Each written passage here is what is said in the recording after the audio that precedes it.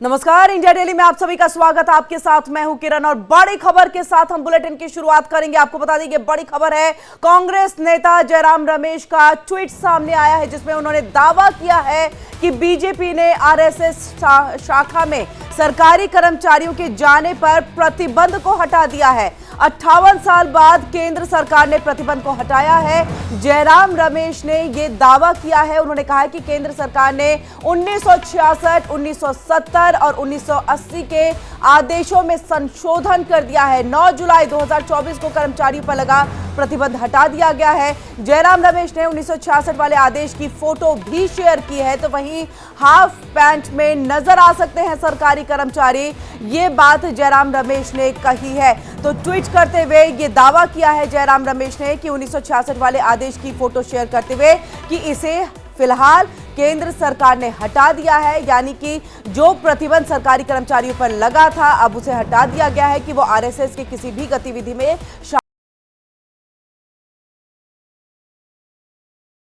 कर्मचारी half pant में भी नजर आ सकते हैं। और ये देखिए, ये हम आपको उनका ट्वीट के साथ साथ जो उन्होंने डॉक्यूमेंट लगाया है वो भी यहां पर दिखा रहे हैं। 1966, 1970 और 1980 के आदेशों को यहां पर हटाया गया। 9 जुलाई 2024 को कर्मचारियों पर लगा प्रतिबंध हटाया गया है। 58 साल के बाद इस प्रतिबंध को हटाया गया है। तो जयराम रमेश के ट्वीट के बाद आपको बता दें लगातार प्रतिक्रियाओं का पलटवार का दौर भी शुरू हो चुका है। तो जयराम रमेश के ट्वीट के बाद BJP IT cell head Amit Malviya ने सवाल उठाए हैं। उन्होंने ट्वीट करते हुए लिखा है कि कैसे ये सब कुछ हुआ या पूरी जानकारी उन्होंने मांगी है। तो 58 साल पहले 1966 में जारी असंवैधानिक आदेश जिससे आरएसएस की गतिविधियों में भाग लेने वाले जो सरकारी कर्मचारी हैं उन पर प्रतिबंध लगाया गया था। इसे मोदी सरकार की तरफ से वापस ले लिया गया है। इस आदेश को पहले ही पारित नहीं किया जाना चाहिए था। ये बड़ी बात अमित मालवीय ने कही है। बीजेआई आईटी सेल के हेड आपको बता दें अमित मालवीय, उन्होंने ये बात ट्वीट करते हुए लिखा है और इसके साथ ही उन्होंने ये सवाल भी उठाए हैं कि आखिरकार ये प्रतिबंध लगा क्यों था। 58 साल पहले 1966 में ये असंवैधानिक आदेश जो है वो आरएसएस की गतिविधियों में भाग नहीं लेने के लिए, यानी कि सरकारी कर्मचारी भाग नहीं ले सकते थे, ये आदेश लागू कर दिया गया था और इस प्रतिबंध को मोदी सरकार ने वापस ले लिया है। इस आदेश को पहले ही पारित नहीं किया जाना चाहिए था। ये बात अमित मालवीय ने अपने ट्वीट के जरिए जो है ये सवाल किया है। तो वहीं जयराम रमेश ने ये कहा है कि ये जो प्रतिबंध लगाया गया था 1966 में, इसे केंद्र सरकार ने हटा दिया है, जिसका कांग्रेस फिलहाल आपको बता दें विरोध करती नजर आ रही है। तो आरएसएस ने नागपुर में कभी तिरंगा नहीं फहराया। इस आदेश के लागू होने के बाद 1966 में आरएसएस की गतिविधियों में भाग लेने वाले सरकारी कर्मचारियों पर प्रतिबंध लगाया गया था और ये सही निर्णय भी है। ये 1966 में बैन लगाने की जारी किया गया था। तो आधिकारिक आदेश है 4 जून 2024 को प्रधानमंत्री और आरएसएस के बीच में संबंधों की जो करवाहट आई उसके बाद इस प्रतिबंध को हटा दिया गया है, यानी कि 58 साल के बाद इस प्रतिबंध को हटाया गया है। अटल बिहारी वाजपेयी जब प्रधानमंत्री थे तो उनके कार्यकाल में भी ये प्रतिबंध जो है लागू था। लेकिन आपको बता दें जिस तरह से आरएसएस और बीजेपी में ये बात जयराम रमेश यानी कि कांग्रेस नेता कहते हुए दिख रहे हैं, उन्होंने अपने ट्वीट में ये तमाम बातें यहां पर कही हैं।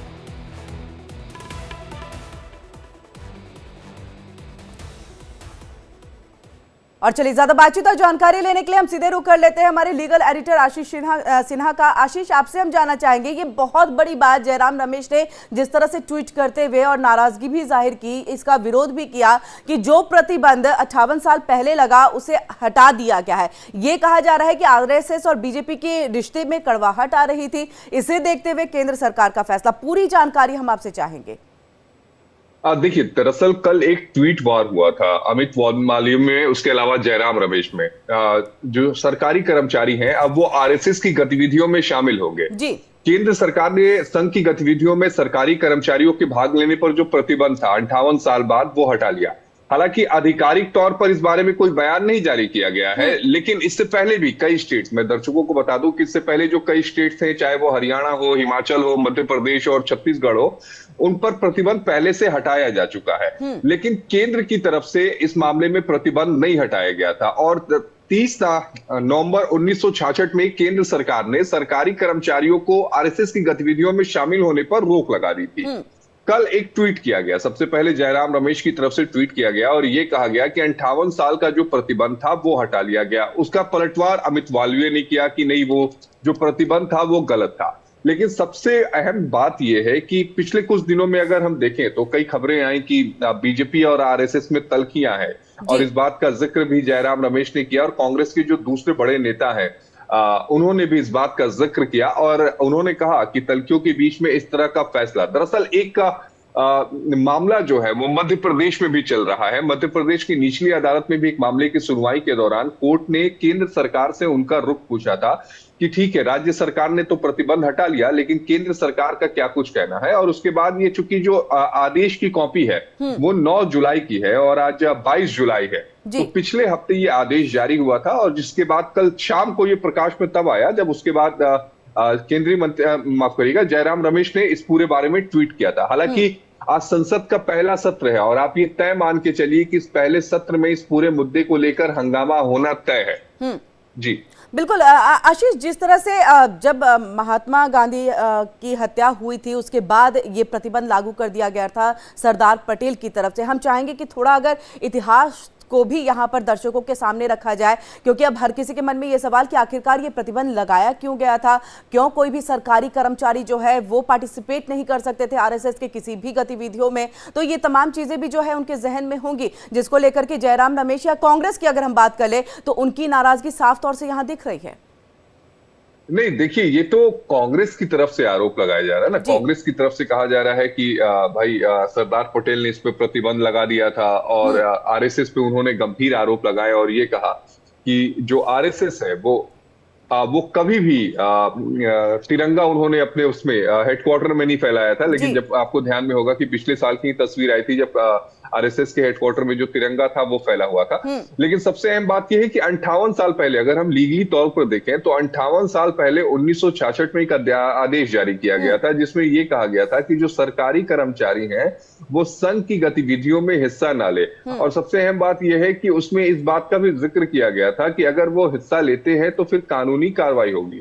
उस समय जो सरकार थी वो इंदिरा गांधी की सरकार थी और उसका भी एक डिटेल मुझे लगता है कि एक जो आदेश की कॉपी थी कल उसे भी ट्वीट किया गया था और बताया गया था कि आखिर इस मामले में उस समय की सरकार ने ऐसा आदेश क्यों पारित किया था। बहरहाल जो जयराम रमेश हैं उनका ये कहना था कि इस बीच अटल बिहारी वाजपेयी की सरकार आई। सरकार 1999 में भी आई, 2001 में भी आई, 1999 में आई और उसके बाद उस सरकार में भी इस बैन को नहीं हटाया गया। मोदी पॉइंट 1 में नहीं हटाया गया, मोदी पॉइंट 2 में नहीं हटाया गया, 2.0 में नहीं हटाया गया और मोदी 3.0 में इसे हटाया गया।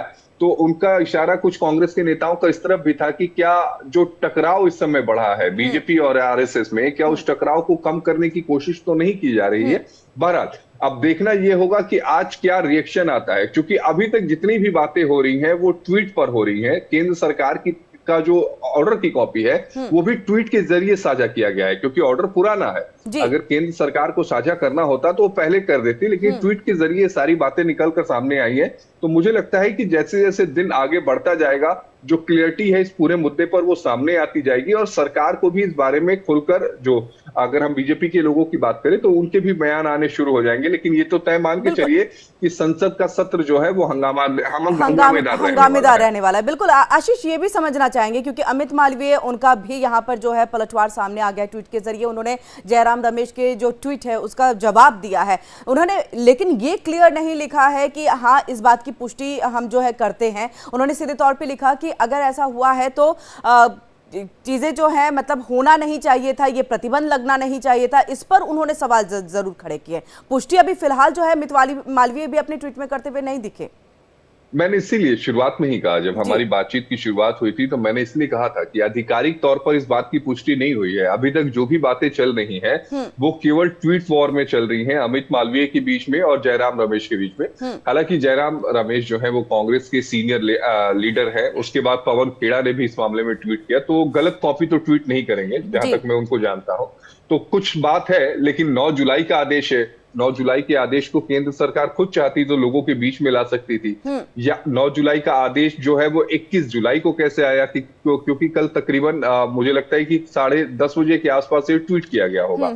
इसलिए इंतजार करना पड़ेगा कि जैसे ही थोड़ा सा और समय बीतता है तो उसके बाद ये क्लियर हो जाएगा कि इस पूरे मामले में बीजेपी का रुख क्या है, केंद्र सरकार का रुख क्या है और ऑपोजिशन जो पार्टियां हैं वो कैसे सरकार को घेरना चाहती हैं। लेकिन ये दर्शकों को मैं फिर एक बार बता दूं कि कई ऐसे स्टेट्स थे, हरियाणा थे, हिमाचल, मध्य प्रदेश, छत्तीसगढ़, जहां पर पहले ही इस प्रतिबंध को हटाया जा चुका था, लेकिन सेंटर की तरफ से ये प्रतिबंध नहीं हटाया गया था और सेंटर की तरफ से जो प्रतिबंध था वो हटाया गया है। जी आशीष, आप लगातार ये बात भी कह रहे हैं कि इस बार जब ये मानसून सत्र जिसकी शुरुआत आज से हो गई है हंगामेदार रहने वाला है, ये मुद्दा जो है पुरजोर तरीके से कांग्रेस और विपक्ष जो है इसे संसद के अंदर में उठाने वाली। लेकिन आपसे यही कि वाकई आपने जो कहा कि बीजेपी का क्या रुख रहेगा, केंद्र का क्या रुख रहेगा, क्या इसको लेकर के वो पुष्टि कर सकते हैं? हम चाहेंगे कि आप उसके बारे में भी थोड़ा सा अगर हमारे दर्शकों के लिए बताएं कि क्या पॉइंट वो रख सकते हैं कि बाकी राज्यों में लागू हो चुका था इसलिए हम केंद्र में कर रहे हैं, सेंट्रल की तरफ से भी ये किया जा रहा है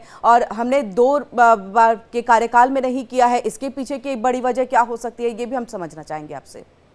नहीं, देखिए दरअसल केंद्र सरकार को चूंकि अभी तक जो बातें हैं वो आधिकारिक तौर पे तो है नहीं, ट्वीट वॉर हो रहा है जिसमें एक ऑर्डर की कॉपी जो है वो ट्वीट की गई जयराम रमेश की तरफ से, फिर पवन खेड़ा की तरफ से, फिर अमित मालवीय उस पूरे मसले पर आ जाते हैं। जी। अब बीजेपी को अगर इस पूरे मामले में मजबूती के साथ आना है तो मुझे लगता है कि कल ही बीजेपी के जो बड़े नेता थे, जब जयराम रमेश की तरफ से ट्वीट किया गया था तो उसमें बीजेपी के बड़े नेताओं को भी खुलकर सामने आना चाहिए था और चीजों का जवाब देना चाहिए था। लेकिन केवल एक अमित मालवीय जो है वही लगातार जवाब दे रहे थे, चाहे वो जयराम रमेश की बात का हो या फिर पवन खेड़ा जब उसमें टैग करके चीजों को कर रहे थे। तो दूसरी सबसे अहम बात कि अगर 9 जुलाई का आदेश था तो केंद्र सरकार को इस आदेश की कॉपी को पहले ही सर्कुलेट क्यों नहीं किया जाना चाहिए था? 21 जुलाई तक का इंतजार क्यों, वो भी तब जब कल बजट सेशन है? तीसरा, क्या जानबूझ के बजट सेशन के